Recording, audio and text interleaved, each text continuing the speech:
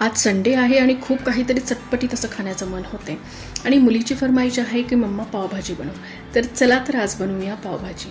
तर इथे पावभाजी बनवण्यासाठी आपल्याला लागतील सगळ्यात पहिले खूप मोठ्या भाज्या.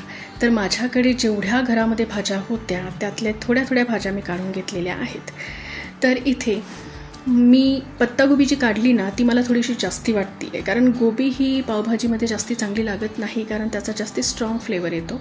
तर त्यामुळे मी त्यातली अर्धी गोबी काढून ठेवली आहे, ती आपण दुसऱ्या भाजीसाठी वापरूया. तर इथे 4 बटाटे मी घेतले. बटाट्याची क्वांटिटी सगळ्यात जास्ती आहे, कारण त्यानेच पावभाजीला एक चांगली टेस्ट येते. थोडी फ्लावर घेतली आहे, थोडी पत्तागोबी, 2 शिमला मिरची घेतल्यात. शिमला मिरचीसुद्धा थोडी जास्ती प्रमाणात घ्यायची, कारण पावभाजीमध्ये छान लागते. आणि 1 टोमॅटो घेतलं आहे, पण टोमॅटो मी इथे अर्धं आता भाज्यांसोबत शिजण्यासाठी टाकणार आहे ना, अर्धा आपण नंतर वापरणार आहे फोडणीमध्ये. आता सर्व भाज्या रफली चॉप करून घेऊ. भाज्या आपल्या सर्व आता चिरून झाल्यात. आता भाज्या आपल्याला स्वच्छ अशा धुवून घ्यायच्या आहेत. आता इथे थोडं तेल घालून या भाज्या आपण 4 ते 5 मिनिटांसाठी अगदी व्यवस्थित अशा परतून घेणार आहोत. म्हणजे आपण डायरेक्टही याला शिजायला घालू शकतो, पण मला असं वाटतं की भाज्या परतून घेतल्यानंतर पावभाजीला एक आणखी छान चव येते.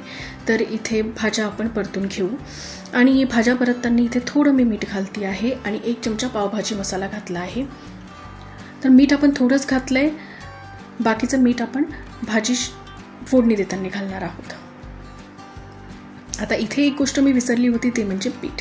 बीट जर घरामध्ये असेल तर नक्की आवर्जून पावभाजीमध्ये बीट घालायचं, कारण त्याने पावभाजीला अगदी छान असा कलर येतो. आता 1 ग्लास पाणी घालून आपण भाज्या अगदी चांगल्या गाळ होईपर्यंत शिजवणार आहोत, म्हणजे 7 ते 8 शिट्ट्या होऊ द्यायच्या. आणि पाणी हे भाजीमध्ये शिजताना थोडंच घालायचं, कारण भाज्यांना सुद्धा पाणी सुटतं. आता इथे फोडणीसाठी राहिलेला अर्ध टमाटर मी कापून घेतले आणि 2 कांदे बारीक असे चिरून घेतलेत.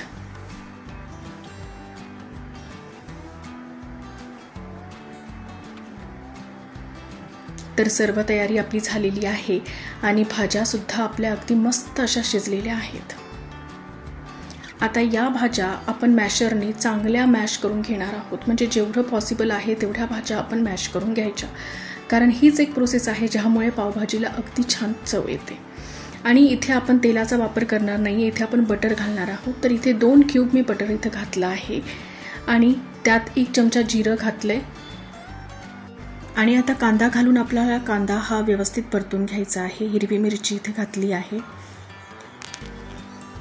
अद्रक लसणाची पेस्ट मी करून ठेवली होती, ती यात घालून घेऊ आणि सर्व गोष्टींना आपल्याला ब्राऊन होईपर्यंत परतून घ्यायचं आहे.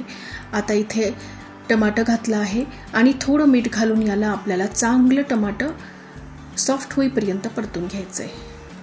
आता इथे 2 चमचे रेड चिली पावडर, अर्धा चमचा हळद, 1 चमचा धनी पावडर आणि 3 ते 4 चमचे मी पावभाजी मसाला इथे घातला आहे. आणि थोडं पाणी घालून याला चांगलं असं तेल सुटेपर्यंत आपल्याला परतून घ्यायचं आहे.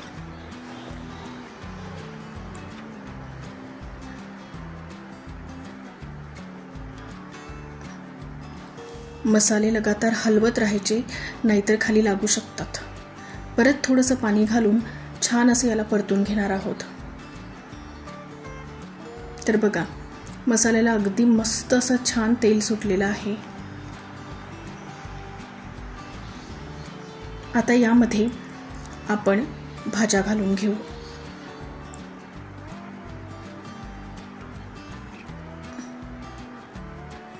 भाज्या अगदी व्यवस्थित मिक्स करून घेऊ आणि नंतर पाणी घालून घेऊ. पाण्याची कन्सिस्टन्सी तुम्ही तुमच्या अकॉर्डिंग ठेवू शकता, म्हणजे तुम्हाला जेवढी भाजी घट्ट किंवा पातळ हवी आहे त्यानुसार तुम्ही पाणी यात ॲडजस्ट करू शकता. आता वरतून कोथिंबीर घालून घेऊ. आता इथे मी थोडं टेस्ट करून घेतलं, तर मीठ थोडंसं कमी वाटत होतं, तर मी इथे मीठ घातलं आहे. आता वरतून परत 2 क्यूब यात बटर घालतीये, कारण बटरनेच पावभाजीला एक छान अशी टेस्ट येते, म्हणजे मार्केटसारखी टेस्ट ही बटरनेच पावभाजीला येते.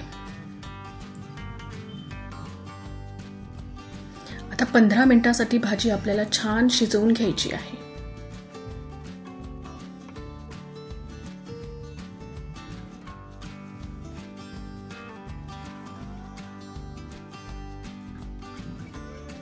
व्हिडिओ जर आवडला असेल तर चॅनलला सबस्क्राईब नक्की करा आणि शेजारचं बेल आयकॉन देखील प्रेस करा, ज्यामुळे मी नवीन व्हिडिओ पोस्ट केल्यानंतर तुम्हाला त्याचे नोटिफिकेशन येईल आणि तुम्ही सर्व नवीन व्हिडिओ बघू शकाल. तर बघा, दिसतीये ना अगदी मार्केट सारखी पावभाजी.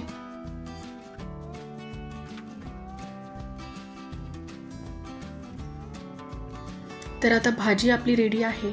आता आपण पाव गरम करून घेऊया.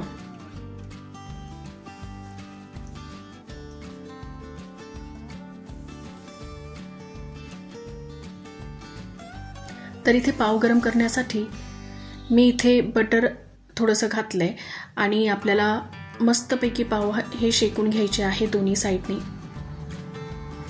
बटर ऐवजी इथे तुम्ही तूपही वापरू शकता.